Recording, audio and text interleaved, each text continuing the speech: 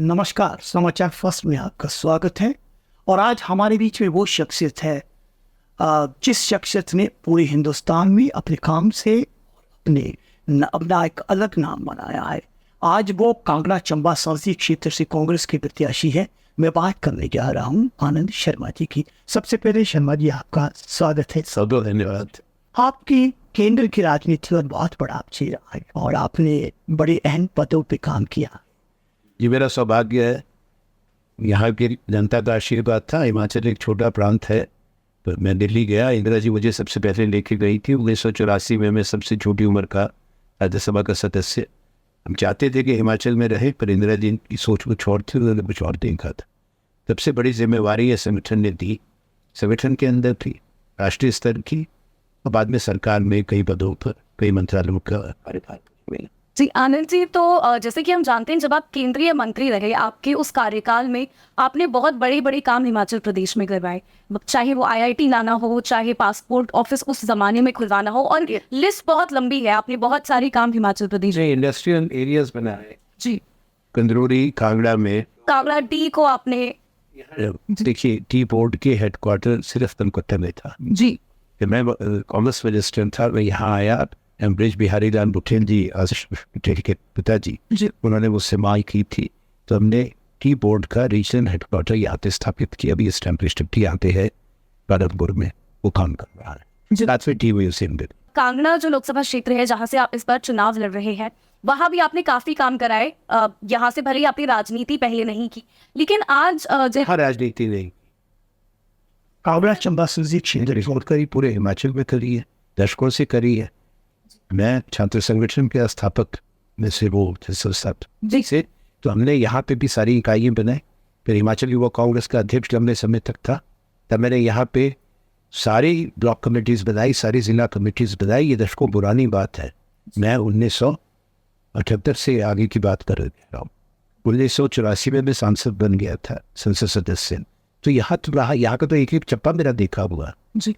कोई हिमाचल में बहुत कम लोग होंगे जिन्होंने हिमाचल के हर ब्लॉक, हर तहसील, हर जिला और हर असेंबली सेगमेंट का दौरा किया हो। मैं भी लोगों में से हमेशा सक्रिय राजनीति। लेकिन आनंद जी, जैसे कि हमने बात की कि आपने बहुत कुछ हिमाचल प्रदेश में करवाया, लेकिन उसमें एक चीज निफ्ट भी आती है। लेकिन आज जेपी नड्डा जी ने अपने भाषण में कहा कि निफ्ट वो लाए थे हिमाचल में। देखिए, मैं माफी चाहता हूँ, ये निफ्ट का 2009 का फाउंडेशन स्टोन लगा हुआ है। टेक्सटाइल 2009 में prime minister doctor Manmohan Singh थे, मैं विदेश मंत्रालय में मंत्री। शंकर सिंह वघेला उस समय टेक्सटाइल मिनिस्टर थे, और चौधरी चंद्र कुमार कांगड़ा से लोकसभा के सांसद। इन्होंने मुझसे बात की थी कि आनंद जी, ये यहाँ पे ये होना चाहिए, आप इस पर कृपा करके मदद करें। और मैंने ये पहले से चल रही थी बात। हमने पत्र लिखा, मैं सरकार में था कि मेरे राज्य में जाना चाहिए। मैं हिमाचल से ही सांसद था, पर हमने उसको लिया। वो धूमल जी यहाँ पे मुख्यमंत्री थे। जाहिर है कि जब केंद्र का मंत्री आके कोई फाउंडेशन स्टोन लगाता है किसी केंद्रीय संस्थान पे, तो मुख्यमंत्री शिष्टाचार है, व्यवहारिक भी है, वो मौजूद रहते हैं, उनको भी सम्मान दिया जाता है। इसका ये माने नहीं हो गया कि उन्होंने, केंद्र में सरकार हमारी थी, मिनिस्टर हम थे, एमपी हमारे थे, तो वो ये कहीं गलतफहमी हुई है, शायद साल में गड़बड़ी उनको हो गई। उनका सम्मान करता हूँ, पर जस्ट इसको दुरुस्त भी कर रहा हूँ कि नहीं, ऐसी बात नहीं। तो उसके बाद ये भी बता दूँ जी कि जब ये हो गया, थोड़े समय के बाद जब मैं वाणिज्य और उद्योग मंत्री था, माननीय प्रधानमंत्री जी ने फैसला किया, डॉक्टर मनमोहन सिंह ने, कि टेक्सटाइल मिनिस्ट्री का भार भी मुझे दे दिया, कार्यभार जी। मैं भारत का टेक्सटाइल मिनिस्ट्री यानी कि कपड़ा मंत्री भी बना और कई साल रहा। उस दौरान मेरे पास भी मेरे अधिकार क्षेत्र में था, तो सारे जो फंड सैंक्शन किए गए एक भव्य कैंपस बनाने के, जब मैं टेक्सटाइल मिनिस्टर था, आनंद शर्मा, वो तभी ये हुए, तभी वो संस्थाएं बनी हैं। वो तो सारे एकदम बैठ के रिकॉर्ड्स हैं। जो सरकारी हमारी तो मई 2014 तक थी, तब तक तो ये बन चुका था, तो इसको ऐसा नहीं करना चाहिए, तो शायद कहीं गलत फहमी हो। आनंद जी, आप 4 दशक तक केंद्र की राजनीति आपने की है, आखिरी मौके पे आप चुनावी मैदान में उतरे हैं। मैं उतर नहीं हूँ, मुझे संगठन का आदेश, मैंने कोई आवेदन पत्र नहीं दिया था, पर मेरी संगठन का अच्छा तुमने कहा मैं 52 साल से कांग्रेस का सदस्य हूँ, 18 साल की उम्र में आ गया था। तो मैं ज़िंदगी के इस पड़ाव पे, अपने संगठन पे जब एक चुनौती के दौर से गुजर रहा है और यहाँ सब साथियों का सामूहिक आग्रह था, मैंने उसको विनम्रता से स्वीकार किया उस आदेश को। मुझे ये मालूम है कि यहाँ सारे हमारे साथी हैं और मैं एक व्यक्ति के रूप में नहीं, मैं भारतीय राष्ट्रीय कांग्रेस का प्रत्याशी हूँ। ये चुनाव क्षेत्र में का चप्पा चप्पा मेरा देखा हुआ है कि यहाँ जो संगठन है वो हमारा बनाया हुआ है, वही वो कांग्रेस के साथी बाद में बड़ी कांग्रेस में हो गए। बहुत उनमें से चुन के विधायक बन गए, मंत्री हो गए, राज्यसभा इसमें विधानसभा के स्पीकर भी जो हैं आज भी, वो मेरे साथी वो कांग्रेस में थे। अधिकांश विधायक ने मेरे साथ काम किया है, मुख्यमंत्री जी ने मेरे साथ काम किया, सब मंत्रियों ने मेरे साथ काम किया। तो इसलिए अपने प्रदेश में आए हैं और अपने इलाके में। ये जो आरोप है भाजपा का कि भाजपा अक्सर कहती है कि बाहर से प्रत्याशी लाए। शिमला, मेरा प्रश्न भारतीय जनता पार्टी से है, शिमला हिमाचल की राजधानी है पाकिस्तान की? सीधा सवाल है। मैं तो शिमला मेरी जन्मभूमि है, शिमला मेरी कर्म भूमि है। इतनी संकुचित सोच क्या कांग्रेस पार्टी के किसी नेता ने कभी आपत्ति की है? आपको अधिकार है लोकसभा संविधान के मुताबिक आप देश में कहीं से लड़ सकते। मैं तो अपने राज्य में लड़ रहा हूँ। मेरा शिमला का चुनाव क्षेत्र आरक्षित है एससी के लिए 1967 से आज तक। सोच लीजिए 57 साल से आरक्षित है, जब मैं 14 साल की उम्र का था। तो कहीं से भी लड़ सकते, मेरा अधिकार है, अपने राज्य में लड़ रहा हूँ। हमने कभी कहा कि प्रधानमंत्री नरेंद्र मोदी गुजरात के हैं, वो वाराणसी से बनारस से क्यों लड़ते हैं? कांग्रेस पार्टी के किसी नेता के मुख से आपने ऐसी गैर जिम्मेवाराना बयान सुना? हेमा मालिनी जी दक्षिण से हैं, वो मथुरा से थोड़े हैं, वो मथुरा से लड़ती। स्मृति ईरानी अमेठी से कब थी? वो सूची लंबी है। भारतीय जनता पार्टी के लोगों को शायद ये छोटी सोच से निकल के, ये देश विशाल है, इसकी सोच भी हमेशा बड़ी रही है।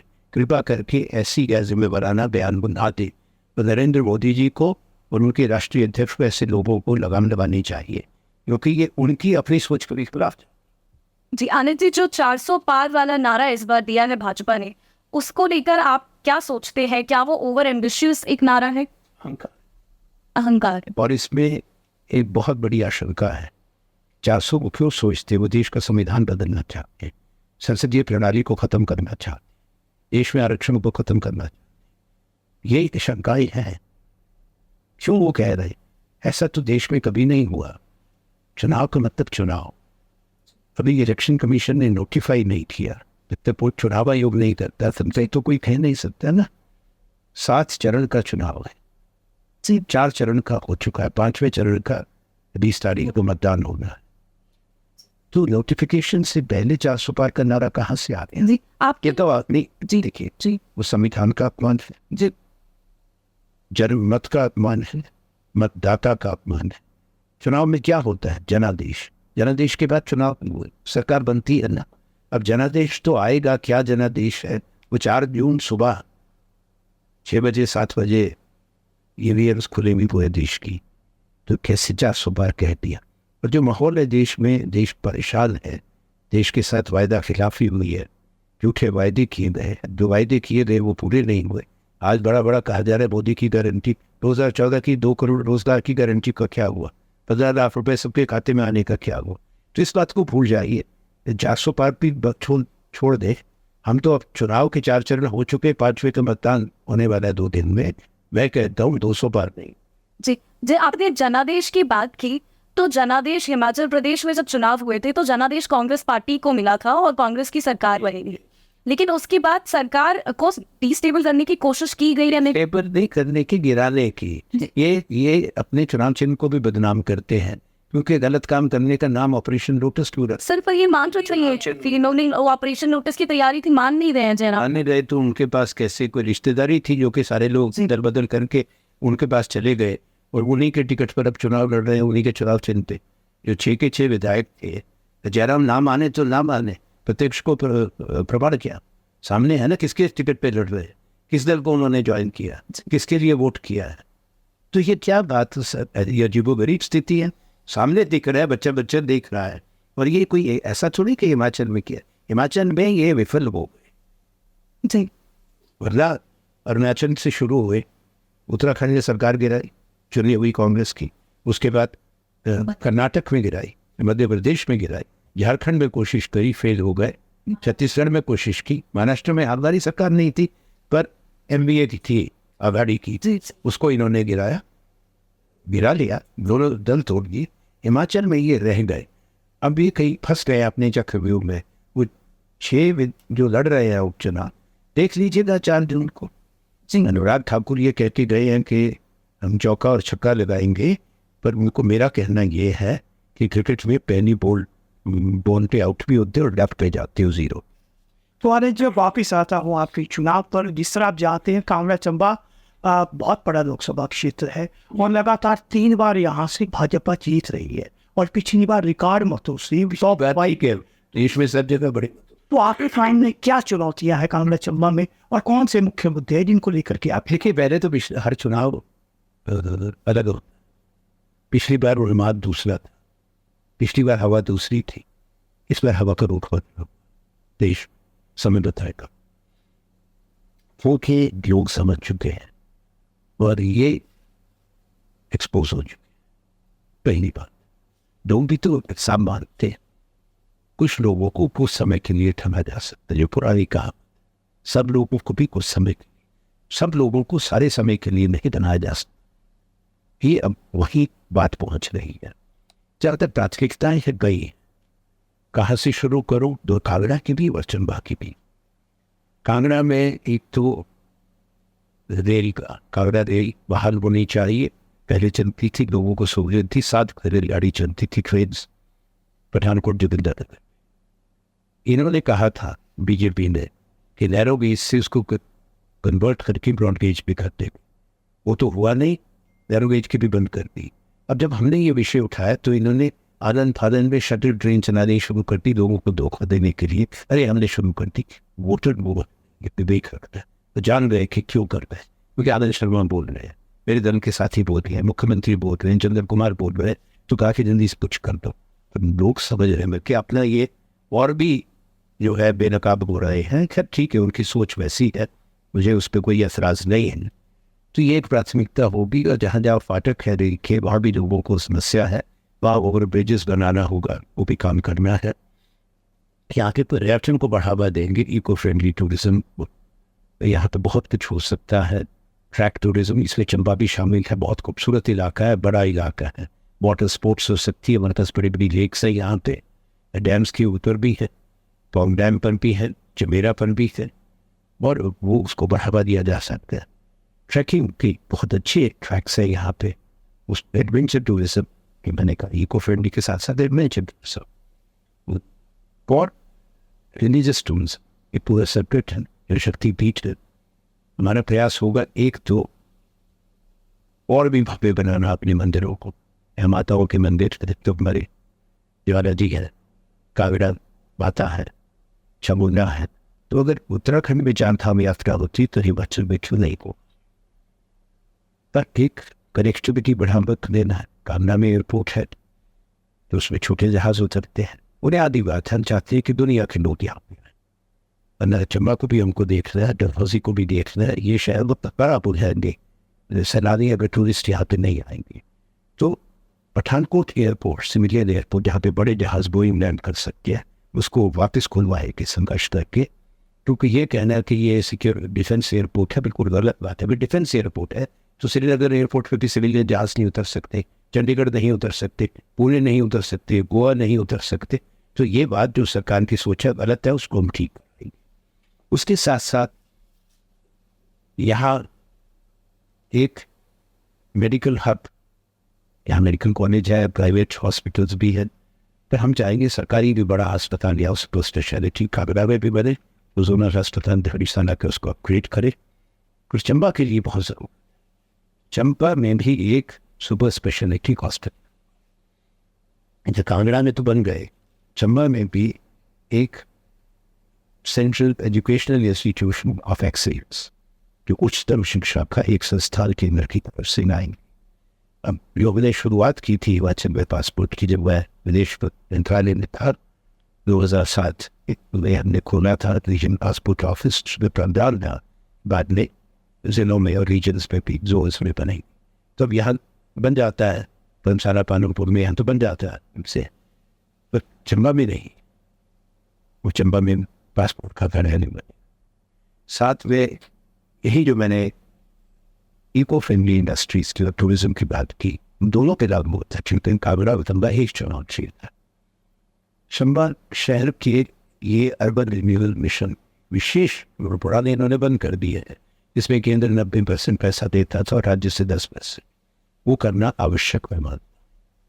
उसके साथ साथ बड़े पैमाने मतलब एक एक्टिविटी की समस्या है, तो 4 चैनल्स की बात है। एक तो चुवारी चंबा, उस पर फिजिबिलिटी स्टडी पूरी हो चुकी है, उस पर कंसोर्शियम और बैंक्स भी तय कर दिया गया है फाइनेंस के लिए जो पैसा लगाए, उस पर काम बरसात के बाद शुरू किया जाएगा। तो राज्य सरकार ने कराया है।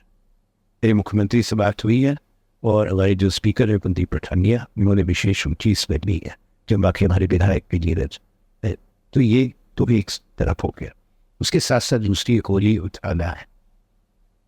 तीसरा साच पास से जो पाली के लिए है, और चौथा पतरी पास। ये चारों सुरंग बनाना मेरी प्राथमिकता रहेगी। जहाँ तक उद्योग की बात है, चंबा में भी देखे, डा में भी हमारे यहाँ बागवानी वो होती है, फल और सब्जी, तो 40% तो खत्म ही हो जाती। हिंदुस्तान में सबसे ज़्यादा पैदा होता है, लेकिन वो किसी बाजार में नहीं पहुँच, इन लोकल मार्केट में भी नहीं जा पाती। तो यहाँ पे हम बड़े पैमाने पर इको फ्रेंडली है। Food processing industries, food processing, इसमें पंपिंग, ग्रेडिंग, कोल्ड स्टोरेज, तो किसान के वहीं से खेत से ही कनेक्शन हो, उनके बच्चों को भी काम मिले, ट्रेनिंग मिले, और जो वेस्ट हो बर्बाद हो जाता है फल और सब्जी, उससे बहुत चीज़ें बनती, जूस बनता है, जैम बनते हैं, अचार बनते हैं, तो वो अपने देश के बाजार में भी जाएगी और एक्सपोर्ट होकर बाहर के बाजार में भी। तो मेरी सोच बड़ी क्लियर है। मैंने सब साथियों से बात करके ये प्राथमिकताएं कुछ तय की है। हम बहुत जल्दी एक कांगड़ा और चंबा के लिए अपनी प्राथमिकताएं तो प्रतिबद्धताएं वो कांग्रेस में सार्वजनिक करूँ, इसमें हमारी सोच सामने, क्योंकि हमने पहले वहाँ बड़ी संस्थाएं बनाई। मैंने अभी तक हिमाचल तक सीमित रखा है। मैं अपने देश की बात नहीं करी। बना आज़ादी के बाद पहली राष्ट्रीय निर्माण नीति, नेशनल मैन्युफैक्चरिंग पॉलिसी का सूत्रधार भी मैं हूँ। भारत के जो बड़े इंडस्ट्रियल कॉरिडोर बन रहे हैं, चाहे वो ये मुंबई इंडस्ट्रियल कॉरिडोर है, दूसरा सदर कॉरिडोर है जो हमारा चेन्नई से बेंगलुरु, अब उसको एक्सटेंड करके मैंने गया था मेरे कार्यकाल में चित्रदुर्गा टुमकुर, पहले टुमकुर फिर चित्रदुर्ग, तीसरा अमृतसर कॉरिडोर। और बड़े बड़े जो NMB के अंदर, निर्माण नीति के अंदर नेशनल इन्वेस्टमेंट मैन्युफैक्चरिंग जोन है जो 18 नोटिफाइड, सबसे बड़ा धुलेरा है गुजरात में, 903 या 904 स्क्वायर किलोमीटर। दूसरा बारेसर बावई का है हरियाणा में, 427 स्क्वायर किलोमीटर। तीसरा पीथमपुर धारमाव है मध्य प्रदेश के अंदर। उधर विक्रम उद्योगपुरी तो मैंने लॉन्च भी करनी थी। चौथा इधर है पाली मारवाड़ में, सबसे छोटा है रामपुर के नज़दीक, क्योंकि 50 स्क्वायर किलोमीटर मिनिमम रिक्वायरमेंट थी। वो रामपुर से थोड़ा दूर है, कोई उमरेड तालुका। मुझे तो पूरा याद है जो हमने काम किया। मैं कोई कागज़ देखना और बाइक पर लेकर जरूरत नहीं साहस, तो हम इसीलिए यहाँ पे करें। मैं लोगों को विश्वास इसलिए क्योंकि मैंने ये बड़े काम किए हैं, अनुभव है और प्रतिबद्धता है। ये मेरा अपना राज्य है जहाँ दशकों से मैं सक्रिय। आनंद जी, सबसे बड़ी बात जो आज एक मेन मुद्दा है वो है आपके कार्यकाल में ये केंद्रीय विश्वविद्यालय हम वो भी अमिलाते को मिला था। केंद्रीय विश्वविद्यालय हमीरपुर पार्लियामेंट क्षेत्र में तो तैयार हो रहा है, लगभग उसका काम 60%। इसका आपको जवाब दे सकता हूँ जी, श्योर। कई बार कुछ चीज़ों में देरी याद आती है ज़मीन के बारे में। वही हमीरपुर के स्पाइस पार्क भी मैंने लिया था रतौन में, तो उसमें देरी हुई ज़मीन की वजह से। यहाँ जो जंगलात की ज़मीन थी उसकी कॉम्पेंसेशन का उसका सेटलमेंट नहीं हुआ, उसको दोबारा से उसका वो कराया गया, रिव्यू कराया गया और समीक्षा कराने के बाद अब उसका हल निकल चुका है। ये जितना पैसा पहले कह रहे थे कॉम्पेंसेशन का जंगलात का, उससे आधे में ही दोबारा समीक्षा करके उसका समाधान हो चुका है।